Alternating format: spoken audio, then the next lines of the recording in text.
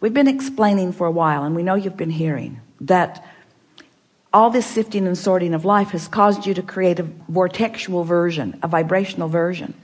And most of our physical friends, even those who have been listening to us for quite a long time, they really don't accept the realness of this vibrational reality until it manifests.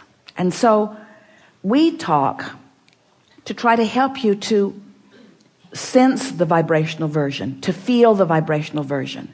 In other words, if we could get you to feel secure even before it manifests, it would manifest faster. Most want it to manifest before they feel secure, but that's going about it backwards. So if we can get you to feel secure, if we can get you to feel in love before the person shows up, the person will show up. But humans think they need a person to be in love with. And we want you to know you can be in love with an idea. You can be in love with the idea of a relationship. You can be in love with the memory of a relationship. You can be in love with that aspect of that relationship, and that aspect of that relationship, and that aspect of that relationship, which means holding it active in your vibration. And it has to then be realized by you. So this realization recently, the way we are describing it to you, maybe to help you understand it. But since you sometimes don't accept the vortexual version, then the grid version isn't easy to follow either, but we're going to give it to you anyway.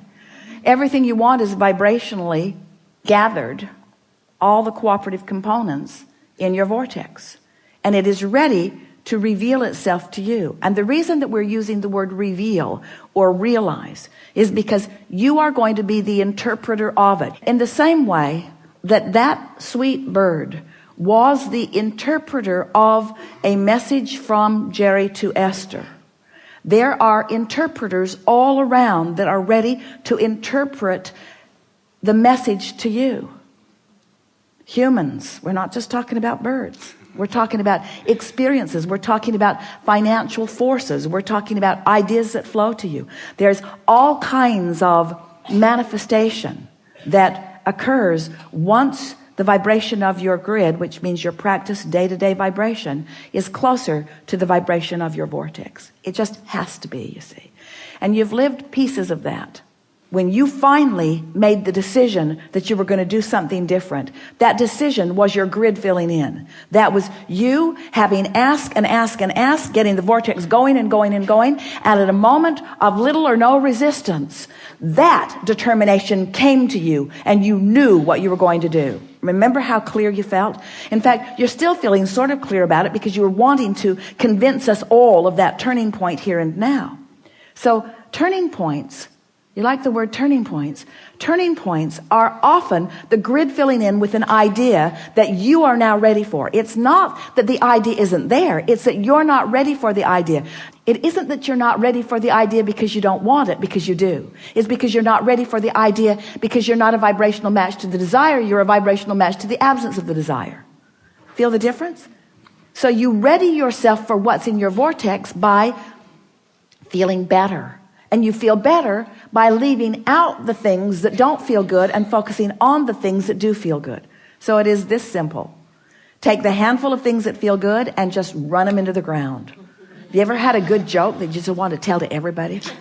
Pretty soon you're repeating it again to the same people, and they're saying, dude, I heard that. I laughed the first 5 times. It's over for me. But you know how fun it is to get hold of something that feels good, that you can delight yourself and others with.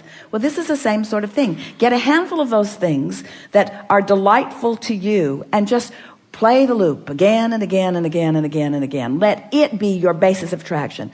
Let something that delights you be the loop that you play that keeps your grid in this high vibration so that what's in your vortex can show up now and now and now and now and now. And do you know what happiness is? Happiness is being in that place where you're the receiver of the right idea at the right time. Happiness is being in that place where something occurs to you at the most opportune moment.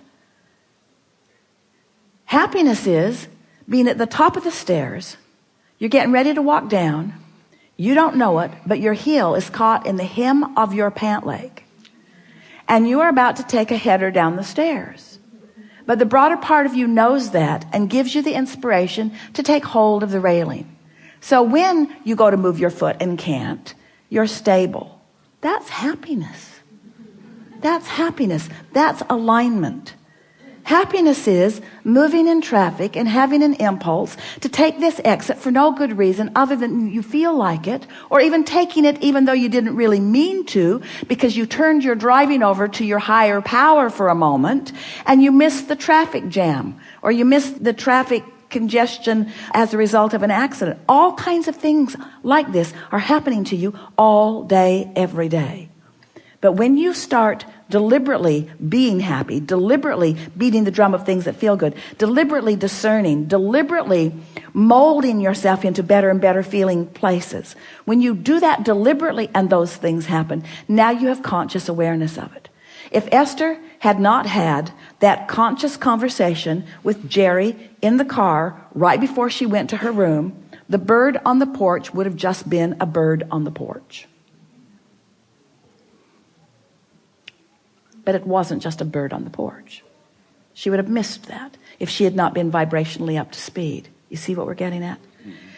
So much of your world wants to chalk those kinds of rendezvous, coincidences, which is incidences that cooperatively combine. They want to call them coincidences in the attitude of luck or fate or chance. They don't understand that it's cooperative components coming together. In other words, people who are looking at things like that are wanting to call them happenstance, and we want to call them creation.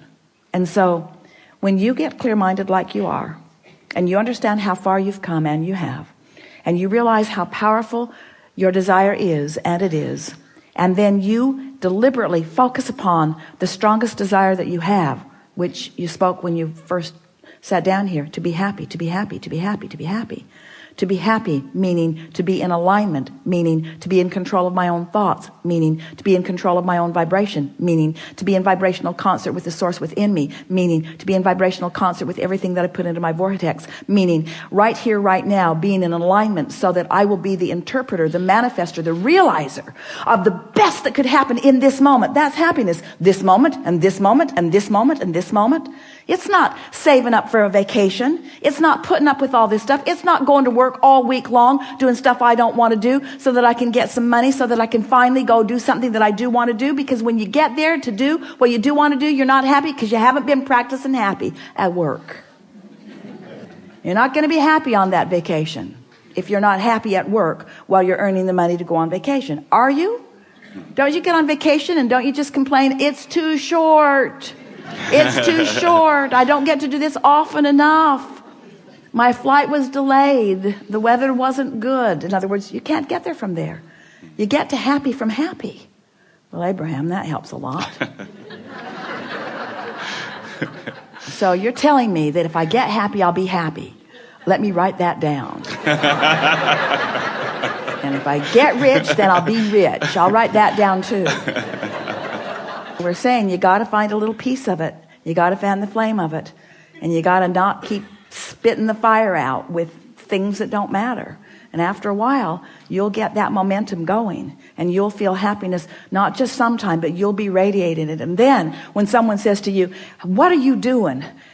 The reason that they're asking is because you've got what they want. Every single person that wants every single thing that they want, whether it's a material object or a pile of money or a circumstance, an event, a relationship, everything that everyone wants is because they believe that there is happiness in there. There's happiness right here, right now, if you're in the right vibration. You know it. Haven't you ever gotten into that zone, that frequency, where everywhere you turned, something good happened? Esther says that's what it's like hanging around with Barbara. She loves traveling with Barbara because it's happy everywhere. They walk up to a very controlling, very official at the airport. And she's barking at everyone. A man made the horrific mistake of letting his toe step over the line by an inch. And she put him in his place. sir, step back. He did, and he didn't like it. And Esther thought, ooh, that was harsh and unnecessary. And Barbara, who refuses to focus on anything unpleasant, missed it completely. So when she got up there, she got a big smile. She got moved fast to the other line. In other words, she's treated like royalty. While this poor man was put into the dungeon. No, get what we're talking about. In other words, you attract by virtue of how you feel. We know we've been taking a bit of long time here, longer than we promised at the beginning, but it's so worth contemplating. How happy am I? How happy can I be? How good can I feel? What's the best feeling thought that I can find right now? What's working in my life? What's working out? What do I remember that felt good? What's happening right now that feels good? How general do I need to be? You can always find something to feel good about. And when you do, and when you make that your habit, then the actualization of it, the realization of it, the manifestation of it is so pronounced in your experience that people will be flocking to you and saying, what is your secret? And you'll say, I'm happy. And they'll say, I know that, I can see that. That's why I'm asking you what your secret is. And you say, no, I was happy before I was happy. And they'll say, well, that doesn't make any sense at all. And you'll say, well, I purged unhappy thoughts from my experience by focusing on happy thoughts. Well, what do you mean? Well, I didn't actually purge them. I just started emphasizing the happy thoughts. I started making lists of positive aspects. I counted my blessings. I learned that in church. I counted my blessings one by one. And the more I focused upon them, the more that vibration was mine. And the more that vibration was mine, the more law of attraction put me in the vicinity where I could realize it. So life isn't happening to me, life is happening from me. I'm emanating the signal to which all life is responding. So when I get up in the morning, I decide, how's this day going to feel? I'm going to feel intuitive, I'm going to feel inspired, and I'm going to feel connected, and I'm going to feel vital and alive, and I'm going to feel happy, and I'm going to feel confident, and I'm going to feel kind, I'm going to feel loving, and I'm going to be at the top of my game. I'm going to feel innovative. I'm going to feel energized. I'm going to feel invigorated. I'm going to feel inspired, but I'm going to feel inspired moment by moment. I'm going to feel guided. I'm going to feel worthy. I'm going to feel deserving. I'm going to feel deserving of all of the goodness that has been taught to me all of my life. I'm going to feel deserving of that. And I'm going to demonstrate my deservedness through my happiness. Yeah. Thank you. Yes, indeed.